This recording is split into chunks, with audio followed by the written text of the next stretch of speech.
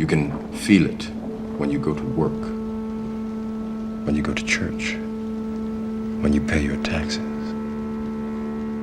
It is the world that has been pulled over your eyes to blind you from the truth. What truth?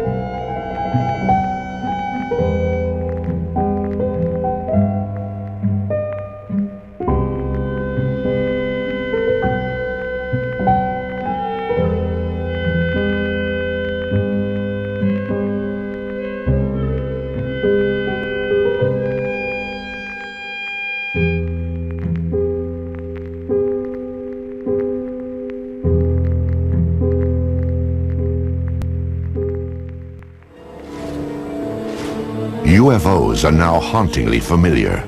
They have shared our skies for an uneasy 50 years. Eyewitness accounts testify to their breathtaking speed, unparalleled maneuverability, and uncanny silence. They are different than any aircraft made here on Earth. These stealthy visitors are called UFOs, unidentified flying objects. They have shown up unexpectedly in photographs taken all across the globe. Yet if we turn back the pages of history, there are intriguing hints that UFOs have been with us all along. Perhaps even as far back as 12,000 years ago, when our ancestors found shelter in the darkness of caves. The walls of these primitive dwellings were often painted with figures of hunters and the animals they hoped to snare. Recently, other images have come to light. These tracings were made from caves in France and Spain, and they show pictures not ordinarily associated with hunting. Their shapes are very peculiar because they do oftentimes look like UFOs and saucers. And I'm not saying that they are UFOs or that they do represent craft of any type, only that they have a similarity to what we now perceive as maybe craft from another planet as UFOs. And one wonders where the cave people were getting the impetus for putting these on their walls. Obviously, putting paintings on cave walls was a laborious process, and you would only put down the most important things of your daily life. And here these objects appear not once, not twice, but fairly numerous times on the cave walls. The advance of civilization brought us out of caves and into cities. Some 4,000 years ago, scribes recorded what sounds like the sighting of UFOs during the reign of a pharaoh named Thutmose III. In the year 22 of the third month of the winter, a circle of fire appeared in the sky. After some days it became more numerous and shone with the brightness of the sun, extending to the very limits of the heavens. Royal Records of Thutmose III, 1480 BC. A millennium later, young Alexander the Great conquered his way across the known world.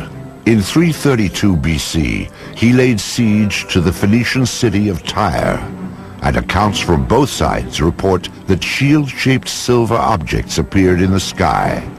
One supposedly sent down a beam of light that destroyed the city walls.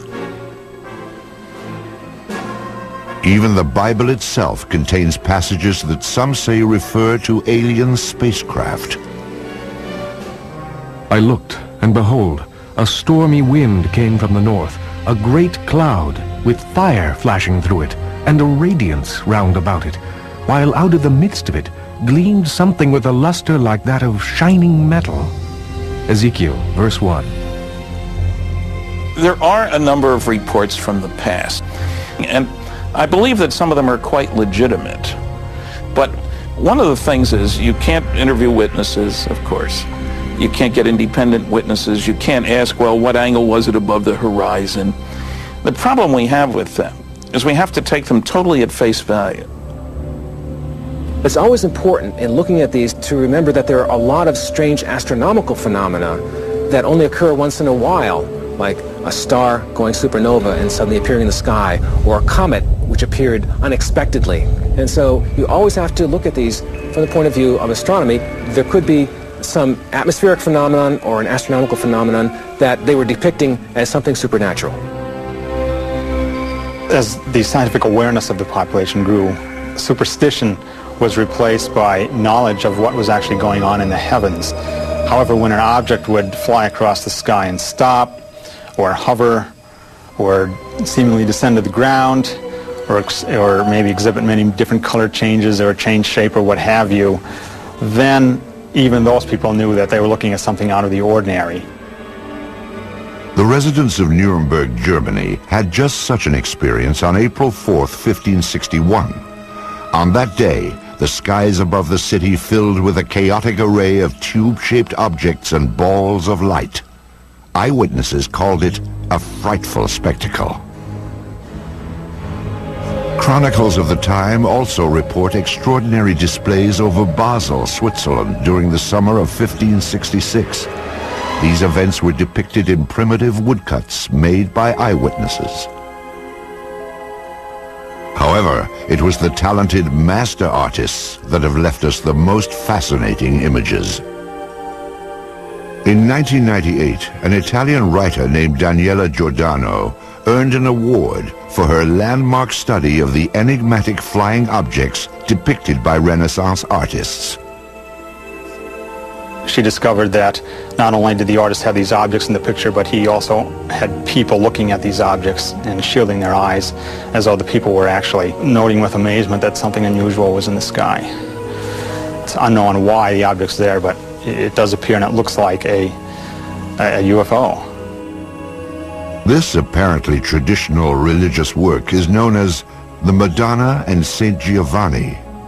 Here too, a witness to the flying object is placed unobtrusively, yet unmistakably, in the background. And it's very obvious that this person's attention is directed to the flying object. And the artist obviously wanted viewers of the painting to see that not only is there the Madonna in the painting, but that there's also an object in the background. Curious airborne craft show up in other media as well. These tapestries from the 1500s depict the life of the Virgin Mary. Lurking in the background is the familiar shape of a 1950s-style UFO.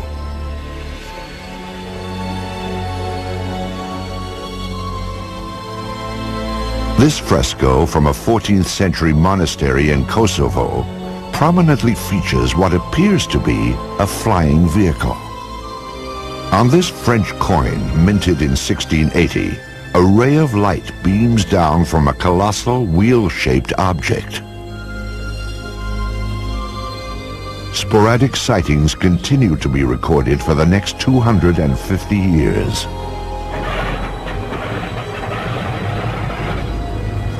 In the 1940s, World War II pilots joined the long list of UFO eyewitnesses. Some of these pilots would later come forward to tell their stories as interest in UFOs increased after the war. Pilots on all sides of the conflict, the Axis and the Allied pilots, reported strange objects, sometimes flying off the wingtips of their airplanes, and seemingly exhibit intelligent maneuvering. If you tried to fly the airplane toward it, the object would fly along with you and just keeping off the wing, or dive down or fly above. You couldn't catch up with it. I talked to a pilot of a B-24 bomber during World War II, and he said one circled around their airplane. Round, smooth, sleek. They all expected to die instantly because this must be a new German secret weapon that was going to shoot them down. And we sure don't have anything that looks like that and flies like that. I have one account where they actually fired out and they seemingly went through it. They didn't damage the object at all. Allied pilots thought they were secret weapons of the Germans. Germans thought they were secret weapons of the Allies, England and America, and they were even seen in the Pacific Theater. However, after the war, it became clear that neither the Allies nor the Axis had produced these super aircraft. Someone else had. And they did exhibit maneuvering that, again, was much like the types of objects that were seen immediately after the war ended and called flying saucers at that time. Many believe that in July of 1947, near the top-secret airbase at Roswell, New Mexico, the United States military finally got a close-up look at these mysterious spacecraft. The Army Air Forces has announced that a flying disc has been found and is now in the possession of the Army.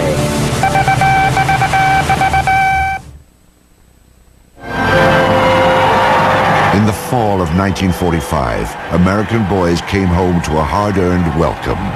They had faced unspeakable horrors. Now they would head for suburbia and get started on the baby boom.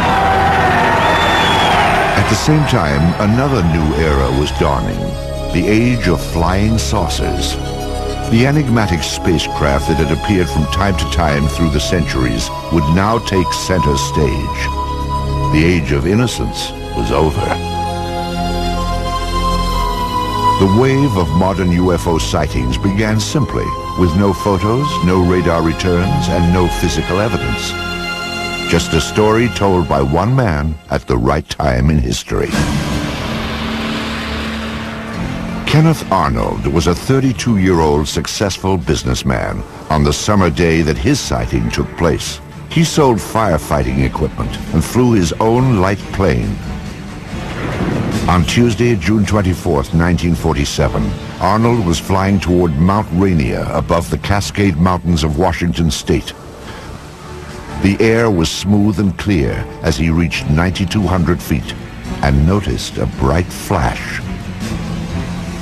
To the left and north of Mount Rainier, Arnold saw what he described as 9 unusual aircraft flying at over 1,200 miles per hour. As they passed the mountain, the objects were outlined against the snow. They traveled in a V formation and skittered across the sky in such a way that Arnold said they resembled a saucer skipping across water. Arnold first told his story upon landing at the Yakima, Washington airport. He sketched a series of diagrams to illustrate what he had seen. What he drew was shaped like a crescent, 50 feet long and only 3 feet thick.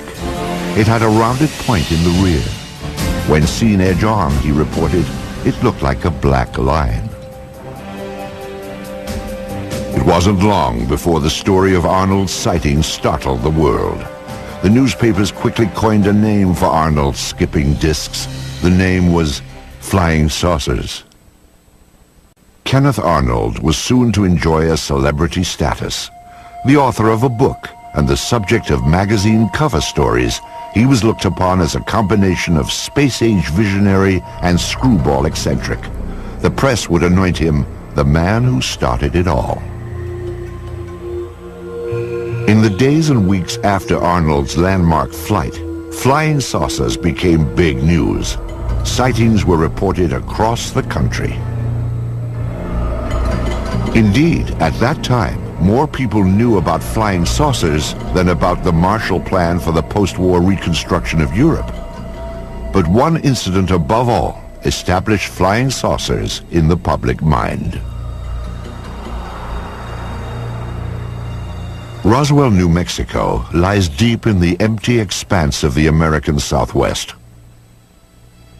Today, its very name conjures up memories of a supposed UFO crash and government cover-up. It is remembered as the Roswell incident.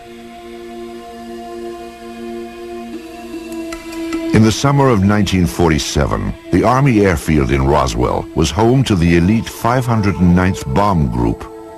During World War II, the B-29s that carried atom bombs to Hiroshima and Nagasaki had originated here. And so would an event that gave substance to the belief in flying saucers. Headline edition, July 8, 1947. The Army Air Forces has announced that a flying disc has been found and is now in the possession of the Army. Army officers say the missile, found sometime last week, has been inspected at Roswell, New Mexico, and sent to Wright Field, Ohio, for further inspection. Walter Hott was Public Information Officer of the 509th Bomb Group. He was the official instructed to dispatch press releases to the radio station and newspapers in Roswell. The story fed the imagination of the country, but has been the source of controversy ever since. The press release that I received stated that we had in our possession parts of a crashed flying disc. The material was found on a ranch north of Roswell. Then the story abruptly changed. General Roger Ramey took command of the Roswell situation and issued a new statement. It wasn't a flying disc after all. To me, I think it was one of the slickest cover-ups by admitting that we had the material, and then a higher authority says, no, you don't. Flying saucer or weather balloon? Both Air Force stories couldn't be true. One fact was undisputed. Something had crashed at Roswell. A rancher named Mac Brazel discovered the metallic debris in this isolated rangeland outside of town. The wreckage was strewn over more than half a mile, and Brazel alerted the base, assuming a military plane had crashed. Jesse Marcel Jr. recalls that his father, the intelligence officer at the Roswell Army Airfield, had been dispatched to the debris site to determine what had crashed there. The night that my dad came home, he was very excited. He woke my mother and myself up and said he wanted to show us something very strange. And as I recall, he said this was parts of a flying saucer. I was 11, almost 12 at the time, and I had seen pieces of an airplane and weather balloons and things like that, but this was not like anything that I'd ever seen before.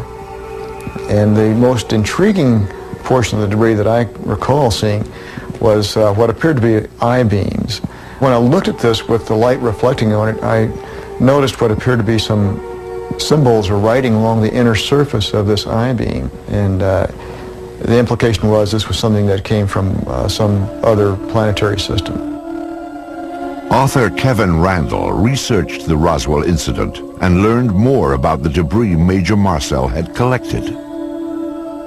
You have something called metal foil, been described by various people as like tin foil or lead foil.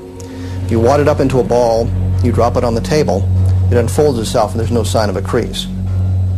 Randall interviewed some people who say they actually handled the mysterious wreckage back in 1947.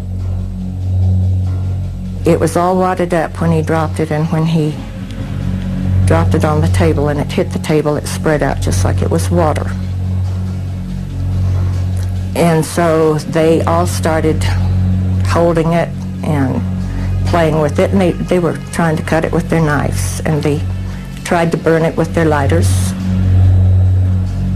and they couldn't do any damage to it at all. There were also rumors of a second crash site with even more stunning discoveries. Frankie Rowe's father said that the fire department was called to the scene.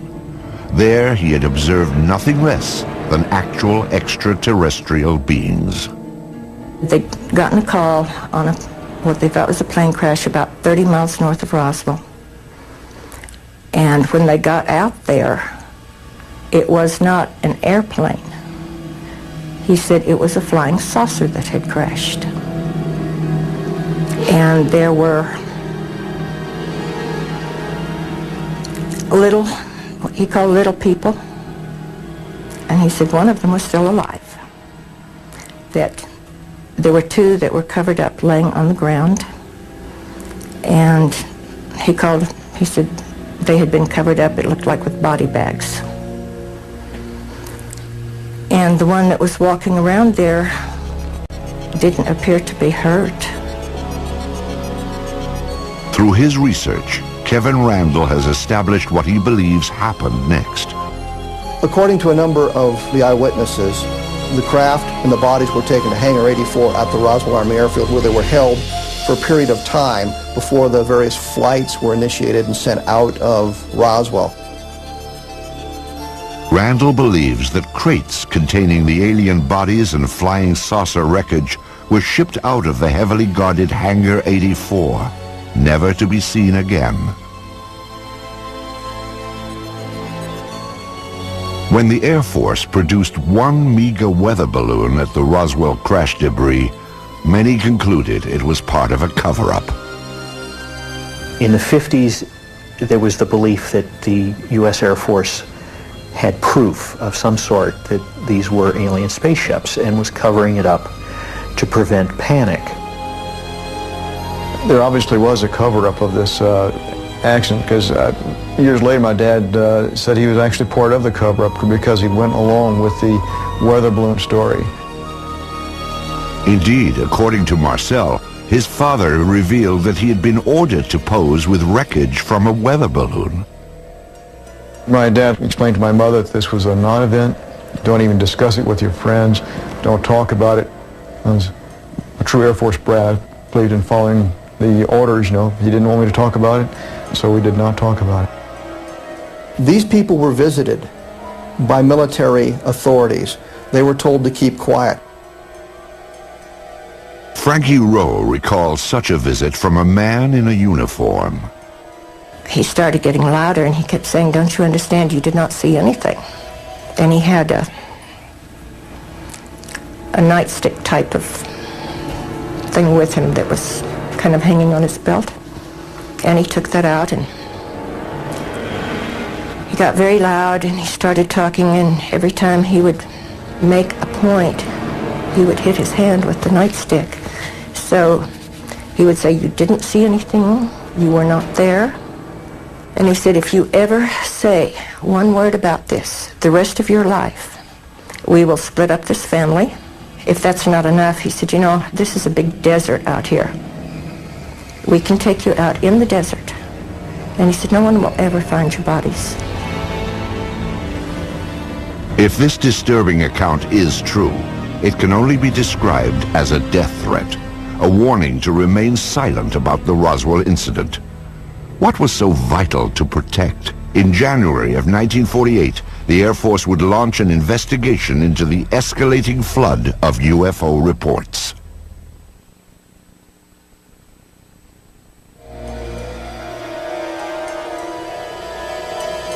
Something crashed at Roswell, New Mexico. But whether the object that fell from the sky in July of 1947 originated here on Earth or somewhere in outer space has been hotly debated for more than a half-century. Perhaps it truly was a weather balloon, as the Air Force insists. If so, that would deflate one of the seminal events in the history of UFOs. However, if the object was in fact extraterrestrial, the issue then becomes, what business did it have at Roswell? At the time of the Roswell crash, New Mexico was host to the most advanced military and scientific experiments on the face of the planet. In fact, the Roswell area was the only place in the world where testing of cutting-edge radar, rockets, and nuclear weapons could all be found. Perhaps these lurking UFOs had become a threat to national security.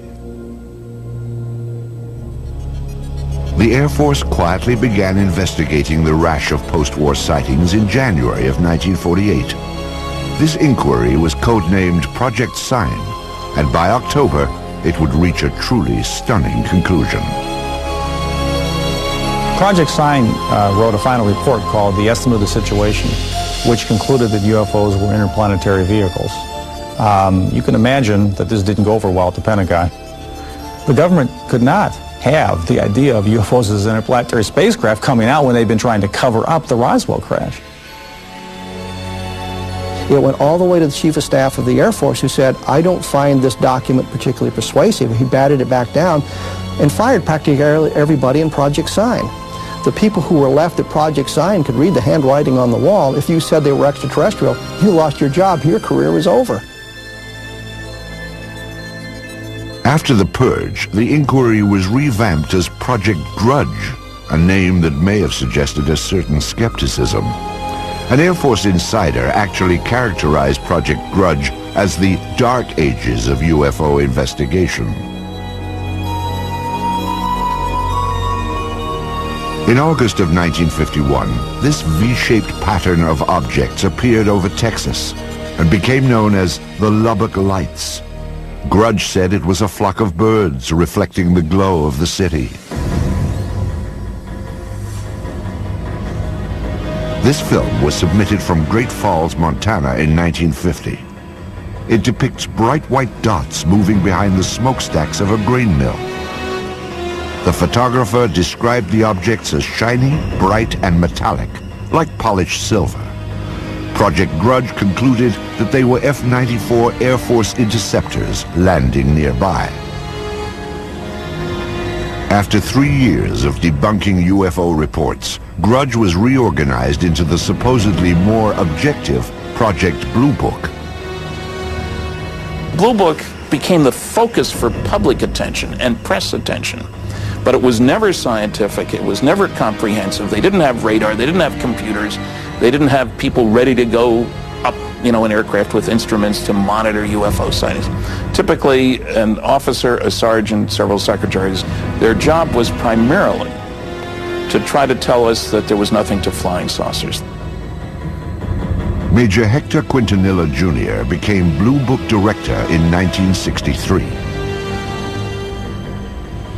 The objectives of the program are twofold. They're the same as they have been since 1953 when the regulation was written. First of all, to try to determine if the UFO phenomena presents a threat to the security of the United States. And second, to determine if the UFO phenomena exhibits any technological advances which could be channeled into research and development. Many of the UFO reports were easily explainable as atmospheric anomalies, like this saucer-shaped lenticular cloud formation. The man who shot this film, a Navy officer and aerial photographer, claimed he saw these objects up close before getting out his camera. He said they were disc-shaped and gunmetal colored. Blue Book determined they were high-flying birds. Astronomer J. Allen Hynek, a Blue Book consultant for its entire 16-year run, had this assessment of the project. Quote, when Major Quintanilla came in, the flag of the utter nonsense school was flying at its highest. Blue Book's most notorious nonsense came in March of 1966, when it dismissed a wave of credible sightings, including many by policemen, as swamp gas. In December of 1969, the Air Force closed down Project Blue Book and washed its hands of UFOs. Few scientists were willing to approach the subject. However, there were some who embraced UFOs without reservation.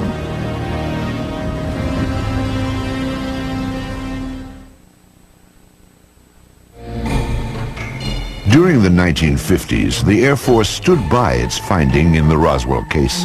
The crash was nothing more than a weather balloon. But newsreels show a public that continue to watch the skies, hoping to glimpse a spacecraft. Suddenly, people from coast to coast began seeing UFOs. What followed was a popular movement that embraced flying saucers and the spacemen who flew them. Ready or not, the flying saucers were coming. Within a matter of several days, I will myself make what might be called a flying saucer, although I don't choose to call it that because it may not respond to our controls. To the vast majority of the people in the late 40s and 1950s, flying saucers were a terrific novelty. And there was a great deal of popular fascination. There were cheesy science fiction films based on the idea that Martians were invading the Earth in flying saucers. Popular magazines printed on pulp paper would hit the newsstands in time to cash in on the trend and expand it to legendary proportions. The man behind those flying saucer legends was publisher Raymond Palmer. Palmer was a man who in his youth had been severely injured, and so he was crippled up, and he was what you would call a hunchback, I guess. He had the instincts of a carnival barker. He liked to put something over on you. And the thing about Palmer was that his fans liked having Palmer put something over on them. It was Palmer's Fate magazine, later called Flying Saucers magazine, which helped spread the idea of UFOs in the 1950s. Spacecraft from around the universe played across these colorful pages. It was here that the UFO was finally identified. Now everyone knew they were spaceships from other worlds. What followed was a craze in the 1950s known as the contactee movement. Contactees were people who said that they had made contact with space people. I was aboard a flying saucer in the Nevada desert on 11 different occasions. I was taken into this monstrous saucer by one of the men and confronted with a lady captain.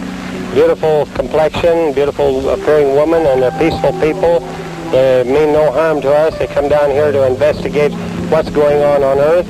And they certainly convinced me that they're peaceful, and they come from another planet they call Clarion. They told me there was life on Mars and that there were life on other planets as well, and all planets except Earth had interplanetary means of travel. The man credited with starting the contactee movement was a Polish immigrant and self-styled philosopher named George Adamski.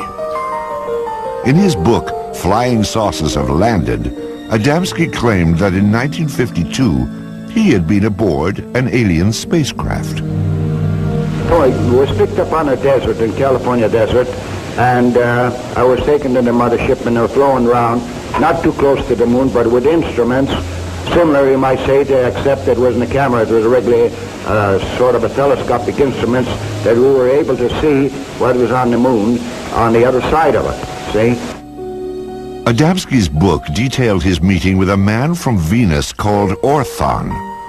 There were also photographs of the spaceship he supposedly flew in. Adamski's books also reflected the political climate of the 1950s, like growing concerns about the arms race between the United States and the Soviet Union.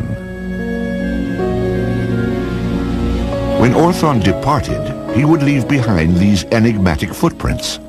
Adamski said they contained a message urging an end to nuclear testing on Earth. In a similar vein, other contactees spoke of aliens from utopian planets who wanted to prevent all-out nuclear war. Best of all, these aliens looked just like us. I have a picture here of the gentleman who escorted me through the craft, and I would like to show it and describe it.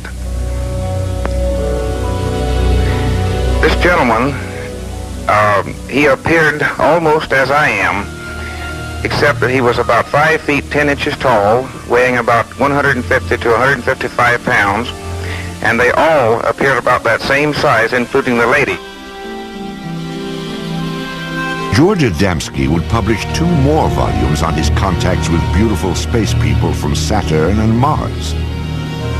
He even had opportunity to take home movies of the scout ships that transported him, guided by robot pilots from Venus. The impact of Adamski's tales led to an explosion of flying saucer clubs and conventions. As the flying saucer phenomena continued into the 50s, civilians began to become very interested, of course, people did, and clubs formed up with a classic meaning of the term club, hobbyists, as it were. that were just interested in the wilder, esoteric aspects of the phenomena, particularly the stories of people who said they were in contact with aliens. Many of the contactees would gather at the largest flying saucer festival of all time. It took place in California at a place called Giant Rock in March of 1954. It attracted over 5,000 outer space enthusiasts. How many trips have you made to outer space? Well, I'd say 350 or a few more. When was the last one? Well, first part of June. And who did you go with? Well, people from Jupiter. I have made telepathic contact for the past 8 years with many space people from many areas of space, both inside and outside of the solar system.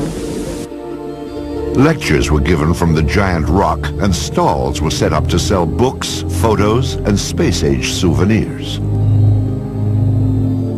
Most importantly, conventions like this gave the contactees a place to exchange ideas, rumors, and reports. But I do believe what I see. And I am one of those who was inside a flying saucer. I seem to become one with the entire universe. Everything in the universe seemed to be contracted down to one small dot. What were their clothes like? The woman had a radiant red box-pleated skirt and a black velvet appearing blouse and a black and red tam or beret, and the men had clothes very similar to our Greyhound bus drivers. Contactees also described the alien spacecraft they had seen in astonishing detail. On July the 12th, I took a trip in a flying saucer, which I am pointing right here. The saucer was well equipped with rooms, bedrooms, bathroom, toilets, and this saucer, I went up into Mars, over the Moon, Venus, Clarion, and Orion. When I say Orion, I do not mean Orion. It is a planet outside of our galaxy. Also popular among contactees was a belief that startling evidence was about to be revealed. We are going to see more and more of these visitors from space, and that before too long, the evidence will be incontrovertible, that you will have on your TV screens and on your movie screens concrete evidence that the ships are here and that they are real and they're not fantastic things which have been cooked up to make a movie. The contactee wave of the 1950s was a light-hearted sideshow to the UFO phenomenon. However, during this same period, photographs began to surface that suggested UFOs were no joke and had to be taken seriously.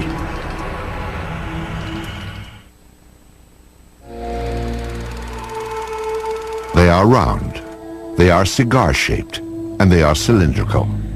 Some appear to be sleek and smooth, as if made of stainless steel, while others appear bolted together from some alien cast iron. At night, they are described as having flashing lights. They appear without warning, streak across the sky, and disappear. Many UFO films and photographs have been identified as natural phenomenon or hoaxes. But some UFOs appear in photos when we least expect them and defy explanation. UFO photo cases are tantalizing because they're some type of what you might think of as objective proof. The UFO phenomenon is ephemeral, and normally all we have are reports of witnesses on a piece of paper on a tape recorder. But with photos, you think you have something physical.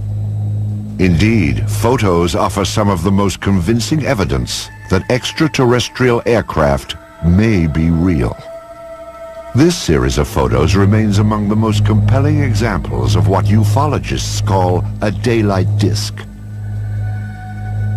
The photographs were taken on July 29, 1952 by George Stock, outside of his lawnmower shop in Passaic, New Jersey. Stock reported that as he was working outside at 4:30 p.m., he looked up to see something unusual flying overhead. Using an inexpensive box reflex camera, he snapped pictures of what he described as a disc-shaped object with a metallic bottom. It hovered momentarily, then accelerated and flew away. All that remains of this astonishing daytime visitation are a few pictures. But are photos reliable evidence for UFOs? Dr. Bruce Maccabee is an optical physicist employed by the United States Navy. His official research involves high-energy space lasers, but his interest also lies in the detailed analysis of UFO photographs. Of particular interest to Dr. Maccabee are photos which show no evidence of a hoax or misidentification and cannot be otherwise explained. One such case began at a farm in rural Oregon in 1950. These are two photos taken by a farmer and his wife in 1950 in McMinnville, Oregon. Here's the first photo and here's the second, and we'll get a little bit of a blow-up on these. Using image enhancement equipment, Maccabee brings into focus the startling photographs that were taken in the early evening with a simple camera. You can see that it's an oval object with a little thing on the top, like a little protrusion at the top of it. This is obviously a hoax or the real thing. There's no halfway point. You can see the image clearly enough to see that it's not a bird or plane or Superman. So the next question is, what could it be? And if we go back over here, we can see that there are electrical wires right up above the object, looking again at the blow-up. And now the question is there any evidence of a suspension underneath the wires? A contrast-enhanced version of the Oregon photo reveals minute scratches that Maccabee must distinguish from a string or line that might have been attached to the object to suspend it for a hoax. No one has found any evidence of a line going up above the object. There is a possibility that this thing might have been thrown and photographed, except that the image is not blurred by motion. Agents of the Air Force and FBI questioned the couple who took this picture, and authorities later confiscated a copy held by the local newspaper. No one has yet explained why. This photograph is another of the more credible UFO pictures ever taken. It was snapped in Brazil by a government survey team in 1958. A Brazilian naval photographer on a ship was there with the rest of the men when they saw an object shaped like Saturn, in other words, an object with a ring around it, flying toward an island that they were near, Trinidad Island, flying around the island and then taking off in the distance. And he snapped 4 or 5 or so or more photos of the object with literally dozens and dozens of witnesses.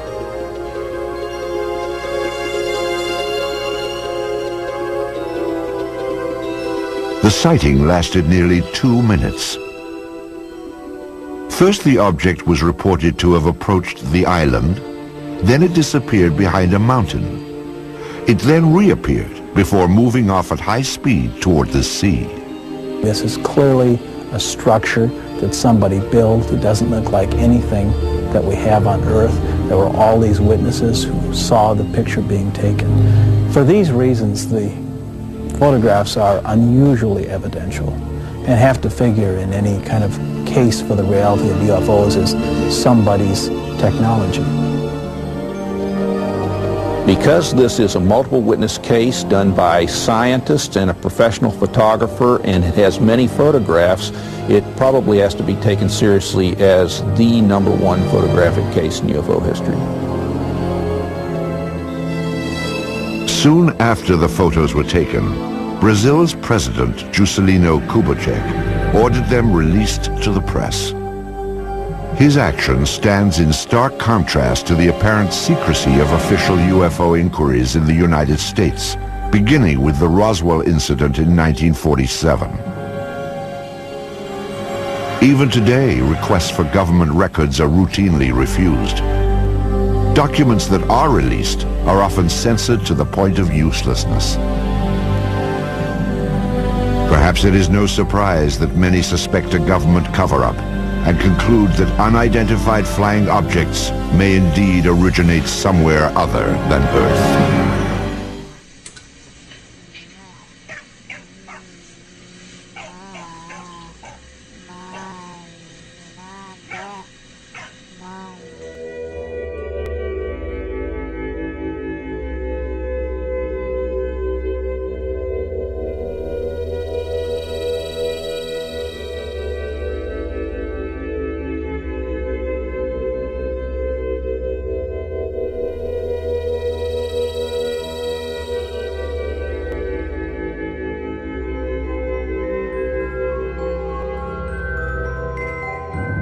Have you ever wondered, how would it feel to be taken by visitors from another world, held without consent, without function, without control?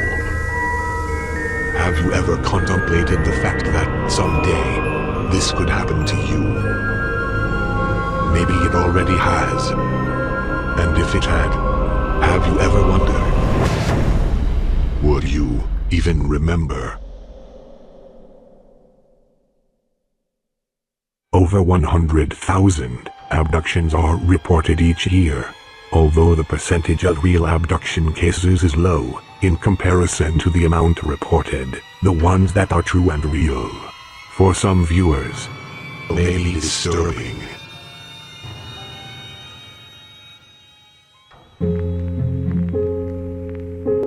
For truth, one must question everything.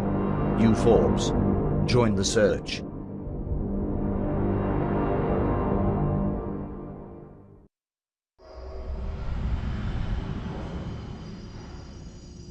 Thanks for watching.